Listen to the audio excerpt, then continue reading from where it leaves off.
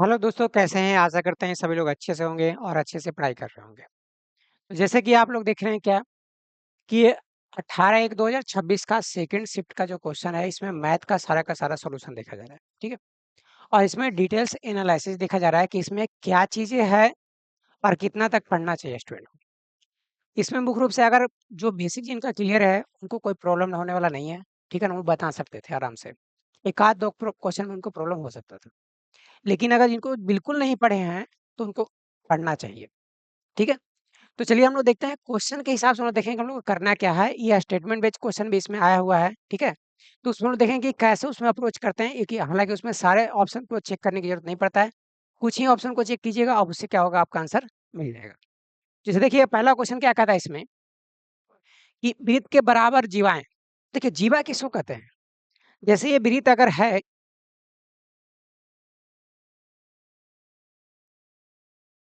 जैसे देखिएगा अगर ये वृत्त है, तो वृत्त के किन्हीं 2 बिंदु को मिला लीजिए।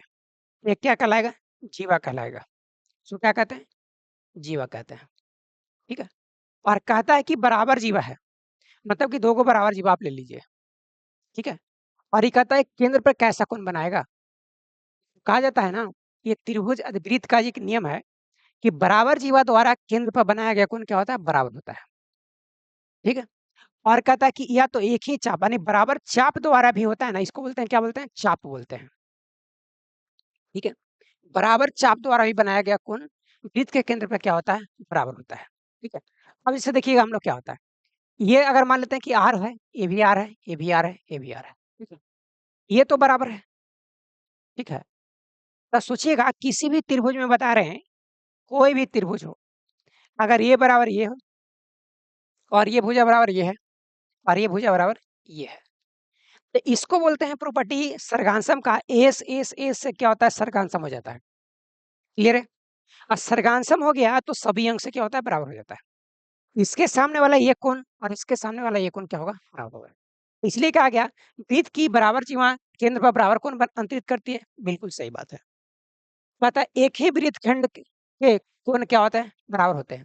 एक ही वृत्तखंड होना चाहिए, ठीक है? जैसे मान लेते हैं कि ये है, अगर एक ही वृत्तखंड है, एक ही चीज़ है ये, इसी के द्वारा यहाँ पे भी कोण बनाया जाए या तो यहाँ पे कोण बनाया जाए। ये कोई ज़रूरी नहीं है, एक ही वृत्तखंड के कोण क्या होते हैं? बराबर होते हैं। अगर एक जैसा है, तो ये क्या होगा? बराबर होगा, अगर एक जैसा नहीं रहेगा तो बराबर नहीं होगा। एक ही वृत्तखंड के द्वारा केंद्र पर बनाया गया कोण या परिधि पर बनाया गया कोण का क्या होता है? दुगुना होता है, ठीक है? तो इसके हिसाब से पूरा का पूरा इसमें क्लियर वगैरह नहीं हो रहा है कि एक ही वृत्तखंड के कोण क्या होता है? बराबर होता है।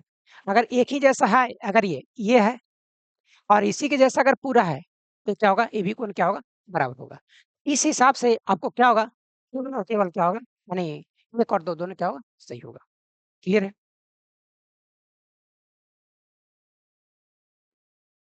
चलिए अगले क्वेश्चन को देखिएगा।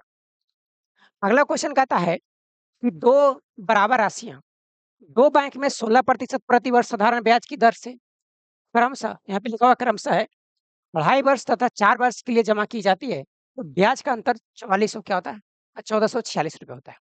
अब समझिए, एक ही चीज़ है, एक दे रहा है 16% है, दोनों पर दिया जा रहा है, ठीक है ना? लेकिन एक दे रहा है 2.5 वर्ष के लिए और दूसरा दे रहा है 4 वर्ष के लिए। ये दोनों का समय का अंतर कितना होगा? 1.5 वर्ष का होगा। तो सोचिए कि 1 वर्ष में कितना लेगा ये? 16% होगा अंतर इसका। तो 1.5 वर्ष में कितना होगा? 16% का आधा 8%। मतलब क्या है? 16% 1.5 वर्ष में कितना बनेगा? कितना आएगा? 24% बनेगा। 24% दोनों साल का अंतर हो गया, ठीक है? अगर दोनों साल का अंतर 24 है और उसको मूल्य कितना दिया? 1446 रुपया। तो 24% बराबर कितना है? 1446। तो 1% का वैल्यू कितना होगा? 1446 और बटा कितना होगा? 24। मूलधन अपने आप में क्या होता है? 100% होता है। 100% अगर इसको निकालते हैं तो कितना हो जाएगा? 1446 अब बटा 24 और गुना कितना हो जाएगा? 100। इसको काटेंगे 6 चौके 24 और इसको कितना होगा? 25। इसको काटेंगे कितना आ जाएगा ये? 24 छक 44 से और 1 241 में 25 से गुना करेंगे। जब 241 में 25 से गुना कितना होगा? 5 5 चौबीस 25 20 से ये हो जाएगा 2 चौबीस दूना 48 5 2 0 6 ₹725 यानी 725 इसका क्या आ जाएगा? आंसर आ जाएगा। क्लियर है? जो कि ऑप्शन नंबर क्या है? 4th है, ठीक है? इसको और भी ऐसे लोग बना सकते हैं, जैसे देखिएगा, अगर मान लेते हैं बराबर है 16% ही है, ठीक है? क्या है 16% है, 16% ही भी है, ये 2.5 वर्ष के लिए देता है और ये 4 वर्ष के लिए देता है, ठीक है? इसका ब्याज कितना हो जाएगा? तो 16 दूना 32 और 8 कितना होगा? 40, ये होगा 40% होगा और ये कितना होगा? 64% होगा। ये 40% पहला बैंक में मिलेगा इसको और दूसरा बैंक में कितना मिलेगा? 64%। दोनों का डिफरेंस कितना परसेंट होगा? 24%। 24% का वैल्यू कितना देगा? 1446। एक का वैल्यू 1446 बटा 24, इसलिए 100 का वैल्यू निकालना है आपको। तो 1446 बटा 24 गुना 100, इसको भी कीजिएगा 60-25 ही आएगा, ठीक है? आप इसको बेसिकली इसको इस तरह से समझ सकते हैं कि पहला बैंक में 1 साल बीतना है तो 2.5 साल में इतना देगा, ये 4 साल में इतना होगा। दोनों का अंतर कितना हो जाएगा? 24%। क्लियर है? चलिए आगे देखते हैं। अगला है, कहता है एक मंदिर के खंभे बेलनाकार है। बेलन के आकार का क्या है? खंभा दिया हुआ है।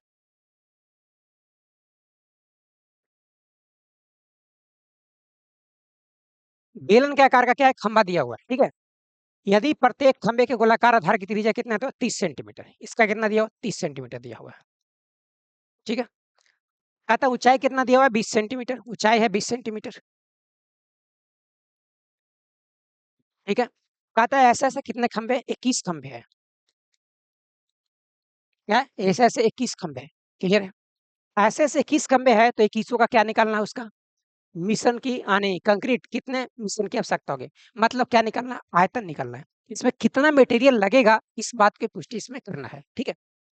और देखिए बेलनाकार है तो इसका आयतन कितना होगा? पाई आर स्क्वायर एच होगा आयतन, ठीक है?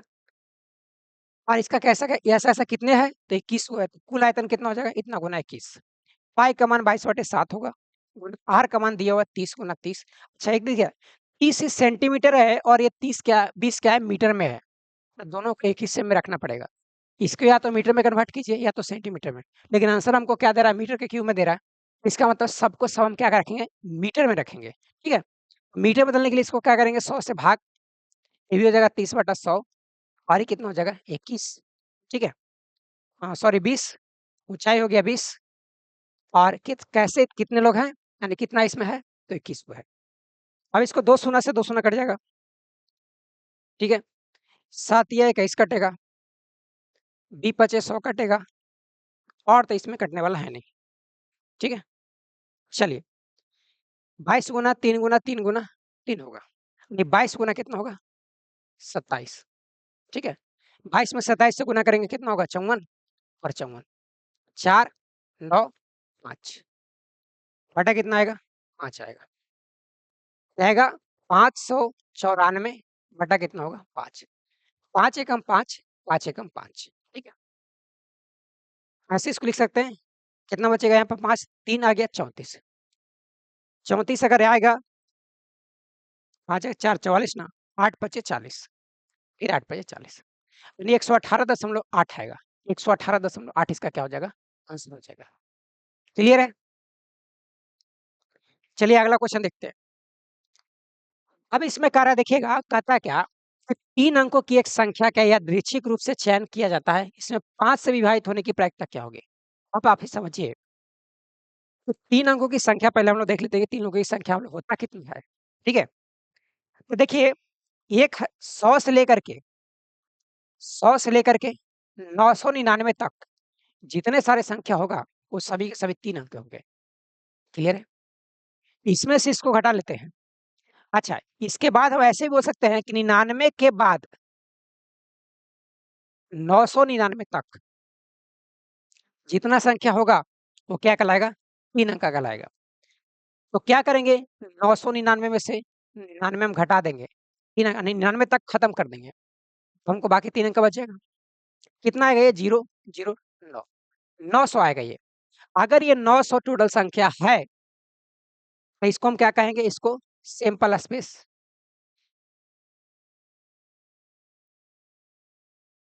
स्पेस क्योंकि प्रायिकता को निकालने के लिए प्रायिकता बराबर क्या होता है? नंबर ऑफ इवेंट बटा नंबर ऑफ सैंपल स्पेस। मतलब नंबर ऑफ इवेंट कहने का मतलब है कितने लोगों के साथ ये घटना घटेगा, और टोटल नीचे जो रहता है कितने लोगों के साथ घटना नहीं घटेगा। ठीक है? अब देखिएगा, अगर हम 5 अंक के 5 से विभाजित होने वाला संख्या अगर हम देखें, कौन-कौन हो सकता है? 100, इधर लास्ट में 105, 110 डॉट, डॉट, डॉट 995 तक जाएगा। क्या ये एपी में जा रहा है? ये लास्ट पद है और ये फर्स्ट पद है। तो टीएन बराबर a plus n minus 1 into d होती है। डी इसका डिफरेंस 5 है। टीएनवा पद कितना दिला है? 995, और ये कितना हो जाएगा? 100। इसका कितना आ जाएगा? पता नहीं। एन माइनस 1 इंटू डी का मान कितना आ जाएगा? 5। इसको इधर लाएंगे 895 बटा ही कितना होगा? 5 बराबर एन माइनस 1। ये से काटेंगे 17 पचे 85। ठीक है, बचे कितना? 4, 9, 5 उतरेगा 45, 9 पचे 45। तो एन बराबर कितना हो जाएगा? एक जाके जुटेगा तो हो जाएगा 180। तो 180 ऐसा संख्या है 3 अंक का जो 5 से कट सकता है। ठीक है, 5 से कट सकता है, तो हमको नंबर ऑफ सैंपल इवेंट कितना हो गया? 180, और नंबर ऑफ सैंपल स्पेस कितना हो गया? 900। इसको काटेंगे तो कितना आएगा? 1/5। क्लियर है? अब देखिए, एक चीज और ध्यान में रखिएगा कि प्रायिकता का मान 0 और 1 के बीच होती है। ठीक है, होती है। अगला है निश्चित घटना की प्रायिकता। निश्चित घटना की प्रायिकता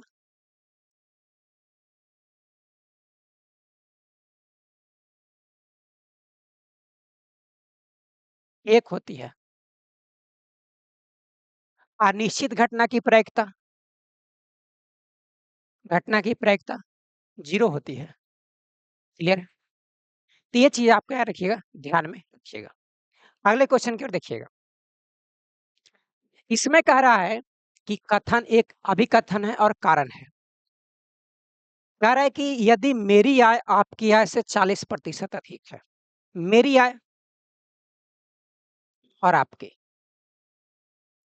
आय से 40% अधिक, यानी 140 ही होगा, तब तो 40 अधिक होगा। तो कहता है तो आपकी आय मेरी आय से कितने प्रतिशत कम है? आपकी जो आय है ना, मेरी आय से कितना कम है? तो 40 कम है, गुना 100। केकरा से कम है? तो 140। क्लियर है? काटेंगे इसको, ये हो जाएगा 2, ये हो जाएगा 7। यानी 200/7 अगर लिखते हैं तो 28.4 बटा कितना होगा? 7% होगा। क्लियर है?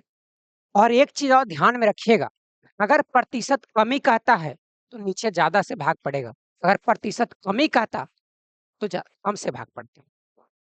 जैसे मान लेते हैं कि अगर ये 80 है और ये 100 है, ये कितना प्रतिशत ज्यादा है? तो ज्यादा कितना है? 20 गुना 100। एकरा से ना ज्यादा है, तो जेकरा से होगा ना वही लगेगा भाग। ठीक है, तो ये होगा 25। ठीक है, ऐसा होगा। तो अगर कमी कहेगा तो ज्यादा वाला से भाग, ये दोनों में ज्यादा कौन था? 100। अगर अगर वृद्धि कहेगा तो कम वाला से भाग, और अगर कमी कहेगा तो ज्यादा वाला से भाग। ये चीज ध्यान रखिएगा। जैसे हम यहाँ क्या किए, 40 गुना 100 बटा 140 किए कि नहीं किए? तो 140 को हम लिख सकते हैं 100 प्लस 40।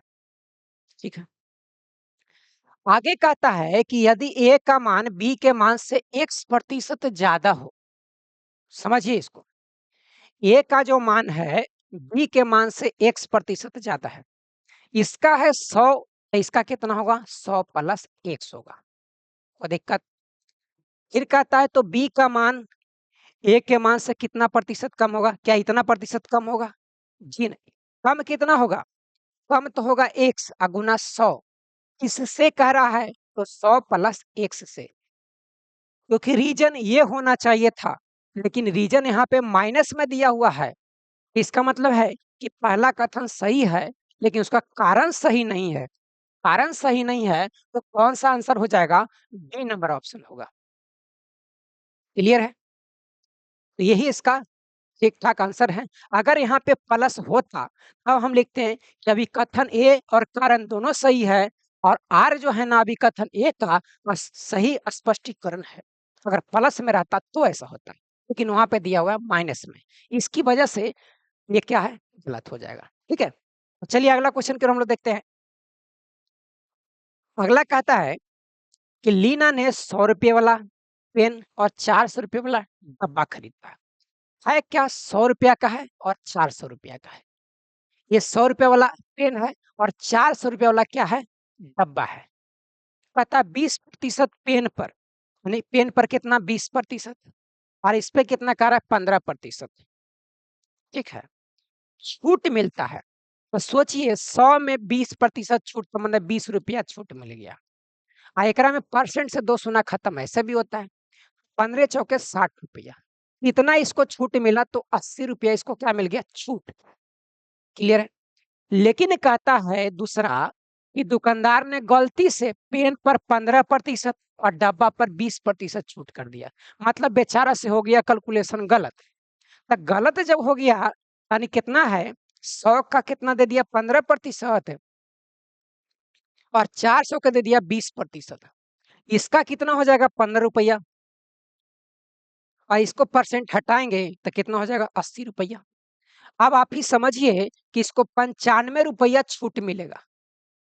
पहले कितना मिल रहा था? तो ₹80 छूट। अब कितना मिल रहा है? ₹95 छूट। कहता है कि लीना वास्तविक राशि से ₹15 कम चुकाती है। आप ही समझिए, पहले ₹80 उसको कम देना पड़ रहा था, अब ₹95 उसको कम देना पड़ रहा है। इसका मतलब ₹15 उसको और ज़्यादा ना कम देना पड़ा। ₹15 उसको फ़ायदा ना हो गया। तो ₹15 क्या कह रहा है कि उसको कम चुकाना पड़ा क्योंकि ₹15 ज़्यादा यहाँ पे छूट मिल गया है। क्लियर है? तो आपका ये आंसर क्या हो जाएगा? सही होगा। समझे? तो समझे तो आइए अगला क्वेश्चन की ओर बढ़ते हैं। ठीक है?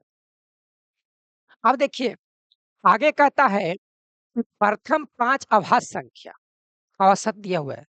प्रथम 5 कौन-कौन होगा? अभाज्य संख्या पहले किसको कहते हैं? जो सिर्फ 1 से कटे और अपने से कटे। या तो लगा 1 से तो सब संख्या कटती है तो ऐसे भी बोल सकते हैं कि जो सिर्फ अपने से ही कटे। जैसे 2 सिर्फ 2 से ही कटेगा, 3 सिर्फ 3 से ही कटेगा, च 5, 5 सिर्फ 5 से ही कटेगा, 7 सिर्फ 7 से ही कटेगा, 11 सिर्फ 11 से ही कटेगा। ये लगातार हो गया। और सबसे छोटी अभाज्य संख्या कहेगा तो 2। सबसे छोटी अभाज्य संख्या सम संख्या क्या होता है? सम संख्या भी है और सबसे छोटी अभाज्य संख्या भी है। क्लियर है? अब इसको हम ऐड करेंगे क्योंकि कह रहा है औसत। औसत बराबर क्या होता है? सब के जोड़ देंगे और गिन करके भाग लगाना है। तो 5 है 5, 10 है 7, 17 और 17 और 11 कितना होता है? 28। ये हो जाएगा 28 के गो है? 1, 2, 3, 4, 5 तो 5 से लगा देंगे भाग। 5 पचे 25 हो जाएगा और 6 पचे 30। तो 5 पॉइंट कितना होगा? 6 तो ये क्या है? सही है। पहला तो हो गया सही तो पहला तो सब में है। आगे बढ़ते हैं। अब समझिए ₹5 है, 6 रन है, 7 घंटा का औसत दिया हुआ है। तो एक चीज़ देखिएगा जब भी औसत निकालना है ना, तो सब एक ही चीज़ में होना चाहिए। क्या कभी ₹5 रन में कभी तुलना हो सकता है? कोई कंडीशने नहीं है। इसका कभी घंटा से हो सकता है? तो बिल्कुल कंडीशन नहीं है। तो जब भी करेंगे तो या तो रुपया का औसत निकलेगा, या तो रन का या तो आवर का निकलेगा। बिल्कुल समझे? तीनों एक साथ का इसका औसत नहीं निकलेगा। अगर औसत गाय कितना होता है, औसत बैल कितना होता है, औसत बकरी कितना होता है, औसत ऊँट कितना होता है, कहीं सब सुने होंगे लेकिन ऐसे इसका नहीं होता है। ठीक है? तो इसके हिसाब से दूसरा क्या हो जाएगा? गलत हो जाएगा। तो दूसरा कौन-कौन में है? एगो ये में है और एगो ये में खत्म हो गया। हालाँकि इसमें सोल्व तीनों को करना पड़ेगा। अब देखिए ₹4 है, ₹2 है और 10 पैसा है और 20 पैसा का औसत निकालना है। और ये औसत भी सब पैसे में देले है। तो हम क्या करेंगे औसत को पैसा में कन्वर्ट कर देंगे, यानी रुपया को पैसा में कन्वर्ट कर देंगे। ₹4 में 400 और ₹2 में 200, 4 और 2 600 हो गया। 600 कितना होगा? 30 पैसा।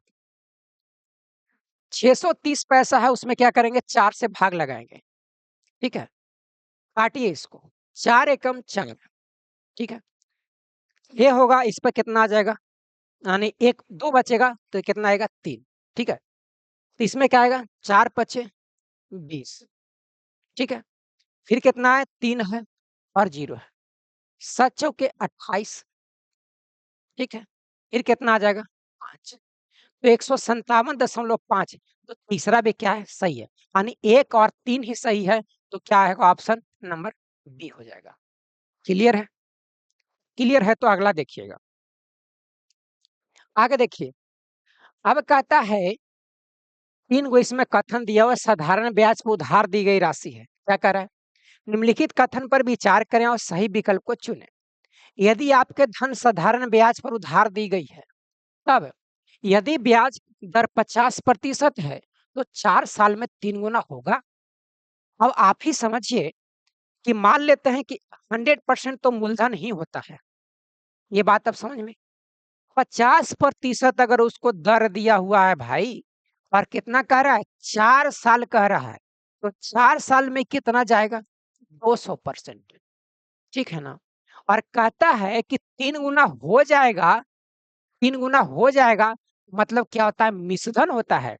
अब मूलधन है इतना और ब्याज है इतना, और टोटल मिश्रण कितना होगा?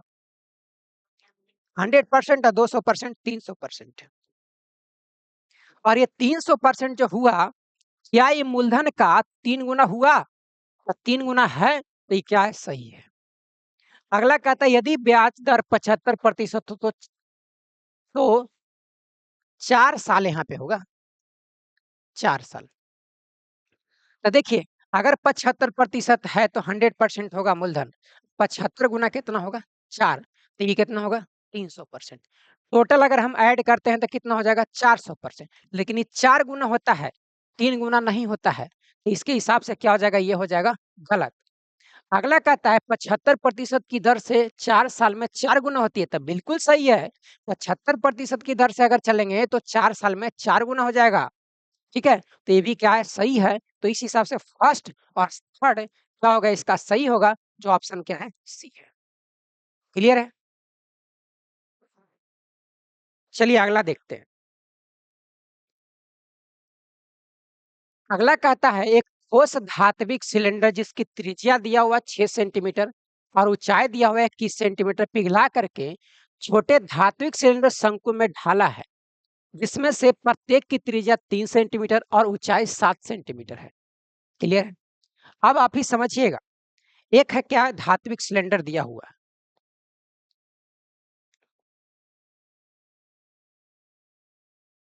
ठीक है? त्रिज्या कितना दिया हुआ है? 6 सेंटीमीटर, ठीक है? और ऊंचाई कितना दिया हुआ है? 21 सेंटीमीटर, ठीक है? पिघलाकर छोटे धात्विक सिलेंडर शंकु में ढाला है, जिसमें से प्रत्येक की त्रिज्या 3 सेंटीमीटर है। शंकु के रूप में इसको ढाल दिया गया है।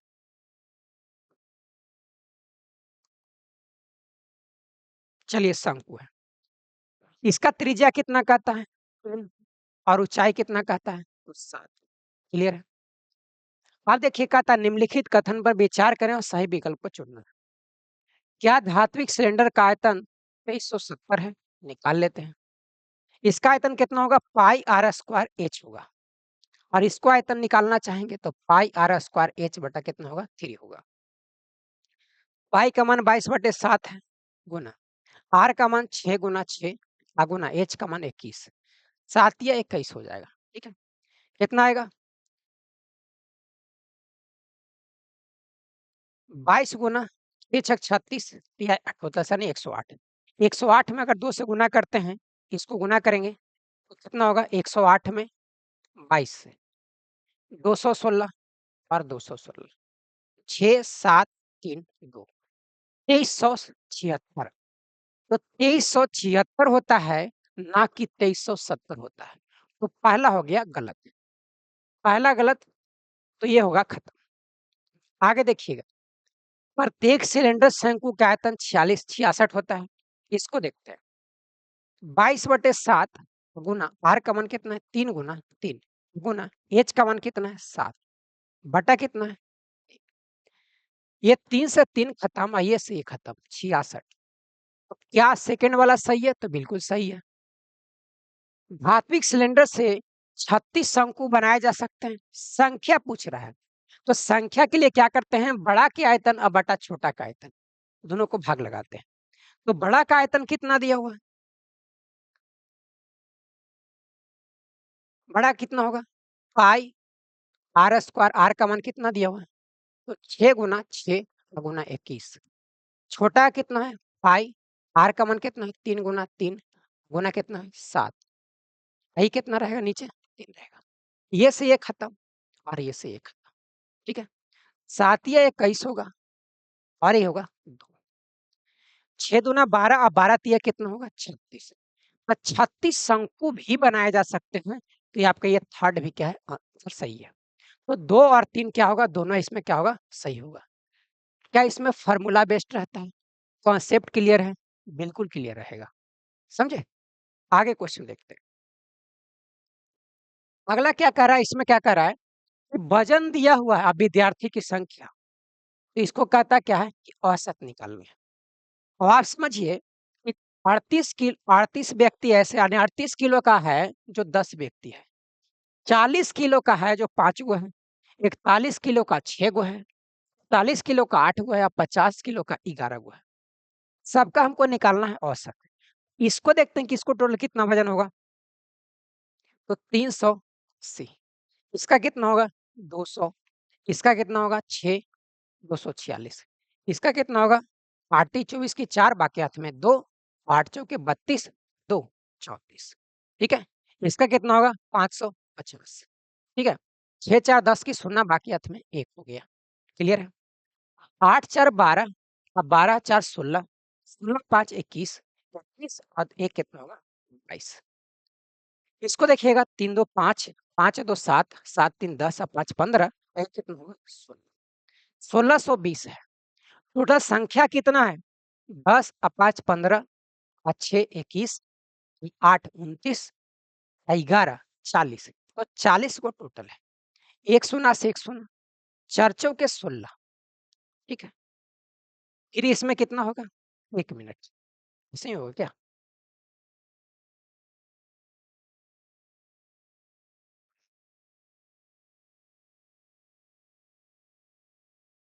जोड़ा हुआ ठीक है ना? 380 200 कितना हो जाएगा? 4 हो जाएगा, 550 हो जाएगा। 6 4 10 की शून्य, बाकी हाथ में 1, 8 4 12, 8 8 16, 16 5 21, 21 1 22 की 2, बाकी हाथ में 1 हो जाएगा। 22 की 2, बाकी हाथ में 2 हो जाएगा। 3 2 5 और 2 7, 7 3 10 और 10 और 5 15 और 2 कितना होगा? 17 होगा। तो 1700 कितना होगा यहाँ पे? 20 होगा। ठीक है, बटा कितना होगा? 40। 4 चौके 16 और 4 तिया 12, तो 43 इसका क्या आ जाएगा? आंसर आ जाएगा। क्लियर है? तो ये थे आपके 10 क्वेश्चन 18/1/2026 का सेकंड शिफ्ट का। आप लोग बताइएगा कि इसमें क्या किया जाए और इसको डिटेल्स में बताया जाए, कितना तक सही है। क्लियर है? तो चलिए फिर हम लोग मिलेंगे अगले क्लास में।